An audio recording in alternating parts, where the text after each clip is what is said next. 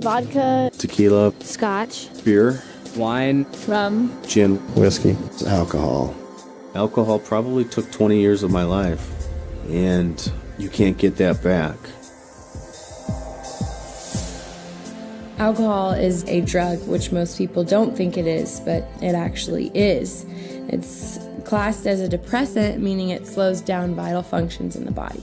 Alcohol is made through the fermentation of fruits and grains. The process of fermentation is basically letting fruit sit and rot until it can produce a mind-altering effect when you drink it. There's different types of things you can drink that have different amounts of alcohol in them. Like a beer, if you just drink beer, that has 2 to 6% alcohol. Wine is about 8 to 20% alcohol. And then you got your hard liquors, which are like vodka or whiskey, which are about 40 to 50% alcohol. When someone drinks 2 or more drinks, it acts as a stimulant. When they drink more than that, it acts as a depressant. If you binge drink, what you're doing is you're just drinking repeatedly over and over large amounts and large quantities of alcohol. If you put that much alcohol in your system at one time, you can get alcohol poisoning, which could lead you to go into a coma or even kill you. 12 years old, I was in the 7th grade. When I was in 8th grade, I think I was 13 years old. It became very regular at 14 years of age. 15 years old when I first started drinking. 17 years old, starting going out to parties, doing things like that. At first, drinking was a sociable thing, you know, I drank with my friends. Thought I was really cool going out with all the older guys, and I'd try to show off in front of them and drink myself stupid. They just go out and party all night. By the time I was probably 15 is where I started drinking at school. Putting it in a water bottle, I would take vodka or gin, something clear that looked like water, and I would just drink in class and pop mints in my mouth. We'd go in, break into his parents' liquor cabinet, fill up our super big gulps full of ice and Everclear, and then stop by 7-Eleven and fill the rest of it up with Coke, and then make it to first period. I was drinking not just at parties and stuff, but after classes and after work and even at work. I waited tables, so it was very easy access to alcohol. It was just hard to say no. It was so readily available, and it was constantly there. My drug problem wasn't something that happened immediately. It happened so slowly that I missed the fact that I was addicted to it. It became a routine, a way of life. The only type of people I would hang out with were people who were using drugs or drinking alcohol. And it got to the point where that's all I cared about. It became far more than just a partying thing. It was a necessity. Without having alcohol in me, I could not function. I kind of became a loner because all I ever wanted to do was just drink and drink and drink. It felt like it was my only friend. Felt like that it was always there for me somewhere. You know, when things were going bad, I could always have a few drinks. Well, for me, it was never a few drinks. It was always a lot of drinks. I was consuming about 30 beers a day, a whole case of beer, and 3/4 of a gallon of light rum. I would essentially have that and black out every night. I could do nothing but drink 24/7, drink, pass out, drink, pass out. I literally started drinking so much that I would shake if I didn't have a drink. When I would not drink, I'd get extremely sick, deathly sick. Just really achy all over, and you have headaches, and you're so dehydrated that you have no energy. Alcohol had been, in and out my body so much that it had tore away some of the lining of my esophagus, and blood was creeping in. I was a physical disaster. I was that far in my addiction of physical withdrawal that when I shut that alcohol intake off, my body tried to shut down. The actual withdrawal from alcohol can kill you, for one thing, if it's too intense. Your body has no vitamins or is dehydrated, and you can have DTs, you can seizure to death. That's terrible. I got a phone call, that my father was in the hospital and that he was really, really sick, and that he wasn't going to make it. So the next day I got on a plane to go home. And my only way to confront this was to drink alcohol.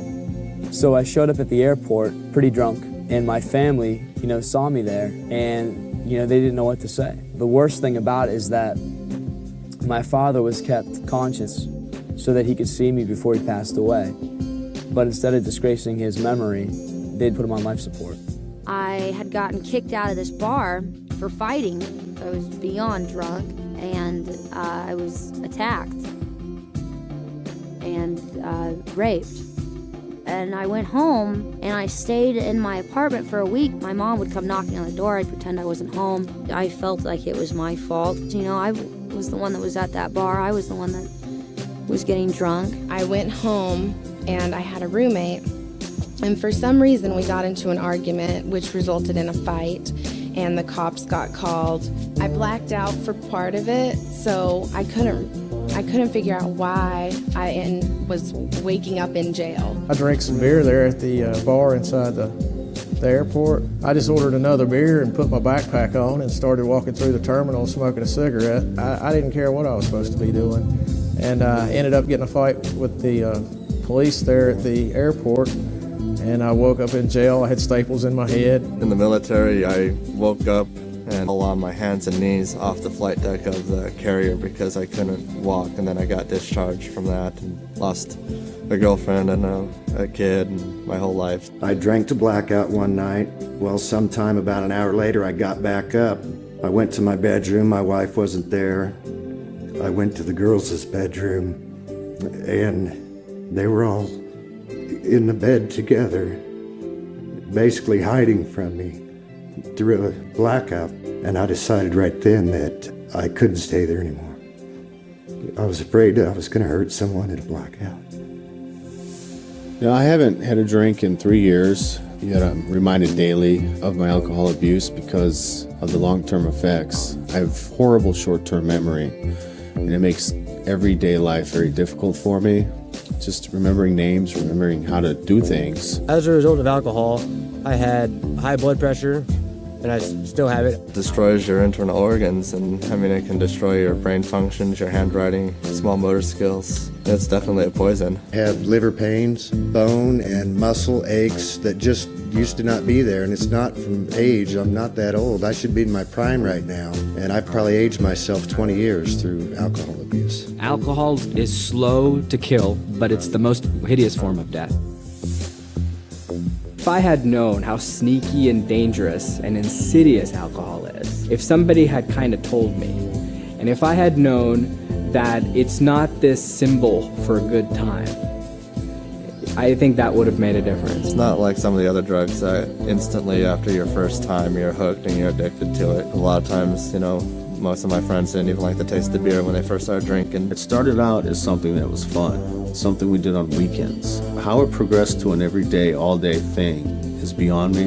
I have no answer to that. I do not understand how that happened, but it did. It's nothing but misery. The last 12, 13 years of my life, I've spent probably over $500,000, and over 4 or 5 years of that has been institutionalized, whether it be in a alcohol treatment rehab facility or, you know, incarcerated. Well, alcohol is just as bad, if not worse, than heroin or barbiturates or anything else. I don't know, if 60% of people go out to drink and get drunk, chances are that they're going to lead to something else and they're going to end up on a downward spiral. I may not be very old, but I have definitely seen some hellish things from alcohol. To be honest, I didn't think someone could get to the point that I was at my age. I thought that took years and years, but no, downward spiral. It might seem fun at the beginning, but after you get stuck in that lifestyle for years, you realize how not fun it is. It's terrifying.